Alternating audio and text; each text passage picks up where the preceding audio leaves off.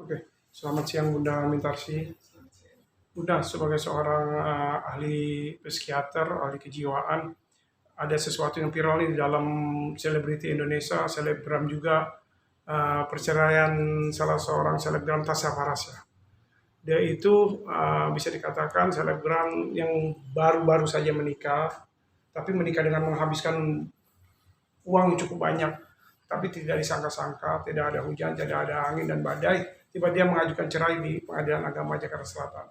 Menurut Bunda sebagai seorang psikiater, dampak dari perceraian ini biasa disebabkan oleh apa sih Bunda? Ya, sekarang kita lihat, jangan ini dihubungkan dengan masalah mewahnya pernikahan. Tapi mungkin saja ini dihubungkan dengan status mereka, di mana mereka juga cukup mudah untuk cerai. Jadi di kalangan selebritis, umumnya perceraian itu bukan suatu masalah besar. Tapi mungkin juga kalau memang dia pengeluarannya untuk pernikahannya berlebih, maka apakah pengendalian diri itu kurang sehingga ya uang itu dipakai begitu saja, dan akhirnya pengendalian diri dalam hubungan suami istri juga akhirnya terbawa kurang baik, atau karena ya mereka memang tidak terlalu mempersoalkan masalah kawin cerainya. Iya, Bun, tapi kan orang berpikir ataupun keluarga besarnya berpikir, wah hebat ya kemarin nikahnya sampai menghabiskan uang sampai ratusan miliar. Tapi kok nggak sesuai dengan ekspektasi ya menghabiskan uang hingga ratusan miliar, tapi akhirnya ujung-ujung rumah tangganya kandas di tengah jalan. Nah, berarti melihat hal ini sebuah kebahagiaan dan kelanggung rumah tangga, apakah tidak dipatok, maksudnya tidak jadi ukuran dengan nilai uang atau seperti apa Bunda melihatnya? Sekarang apakah berarti bahwa orang yang menikah tanpa hura-hura akhirnya akan cepat cerai? Kan nggak juga. Jadi itu jangan dihubungkan. Bisa saja kita hubungkan dengan sifatnya. Kalau itu terlalu berlebih, Hmm. kan kita juga nggak tahu, siapa tahu dia raja minyak sehingga itu masalah kecil. Mungkin juga ya dua-duanya banyak fansnya, itu juga mungkin saja kan. Mhm. Dilihat dari kacamata psikologi Bunda sendiri akhirnya siapa tadi? Oh, yang selebgram tersebut mengajukan gugatan cerai ke PA Selatan. Dari kacamata Bunda melihatnya seperti apa tentang hal ini? Kita lihat kembali ada apa di balik itu. Hmm. Kenapa kok akhirnya dia begitu cepat cerai, kan kita tidak tahu. Tapi bukan itu dihubungkan dengan kemewahannya, perkawinan itu masalah.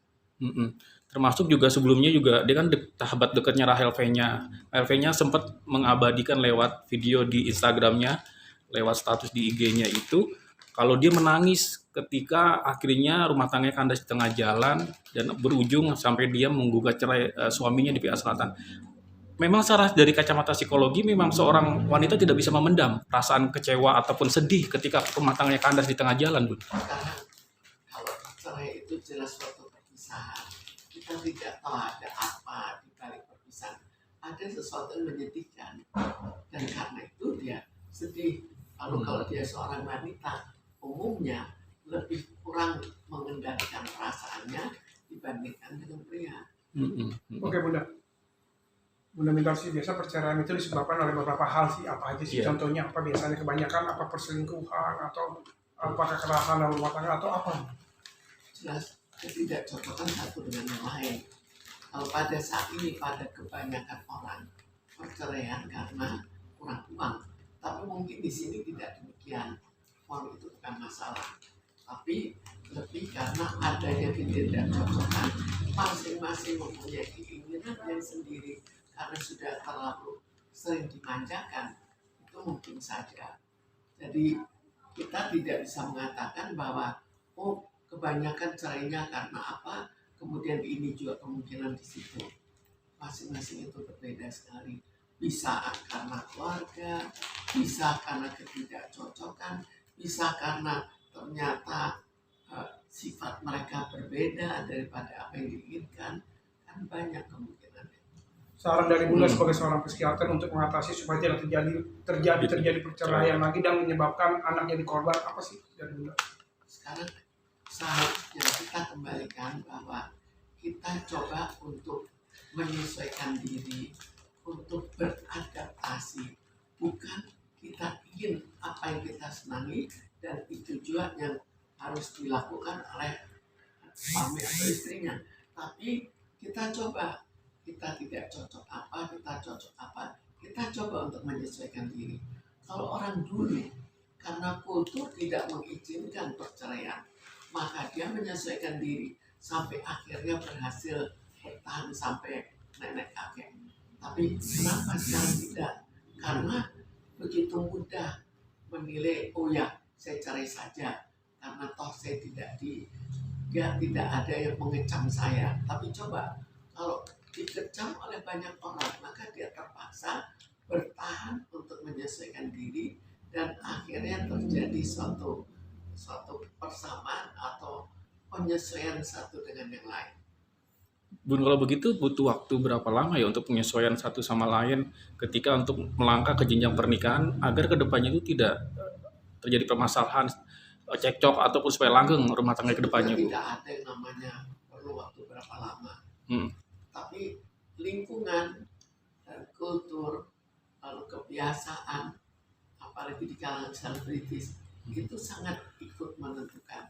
Di kalangan selebritis kan nggak apa-apa cerai, mau kawin cerai berapa kali juga bukan suatu masalah. Lain daripada kalau itu di kalangan pejabat pada saat dia sudah menjabat, ya mungkin mendapat kecaman yang besar, sehingga seringkali mereka mencoba untuk bertahan, atau kalaupun tidak bertahan, di depan pura-pura tidak cerai padahal di belakang sudah tidak cocok. Lanjut, Bun. Tapi menurut Bunda perlu nggak sih ketika akan menikah itu memperhatikan background calon pasangan kita, bibit, bebet, dan bobotnya? Sebetulnya sebelum pernikahan juga sudah dipertimbangkan semua. Kadang-kadang berbeda dalam bibit bebet itu berbeda, tapi tetap saja pernikahan dilangsungkan, atau memang sudah dipertimbangkan dan pernikahan tetap dijalankan, dan akhirnya tetap ada ketidakcocokan yang tidak dipikirkan sebelumnya. Tapi dari lingkungan kan juga tidak ada pengekangan diri. Jadi kemauan seseorang untuk mengendalikan diri itu akan sangat menentukan. Tapi ketika akhirnya berpisah kan yang jadi permasalahan adalah statusnya ya. Kan orang juga memandang sebelah mata kalau misalnya status orang janda ataupun apapun itu. Nah, ini bagaimana melihat hal ini tentang ketika permasalahan ini terjadi, rumah tangganya kandas setengah jalan, akhirnya status itu melekat pada dirinya? Sekarang status janda atau duda kita lihat kembali sampai seberapa jauh sih itu sampai mempunyai pengaruh negatif. Tergantung, karena itu kita kembalikan tergantung di kalangan siapa.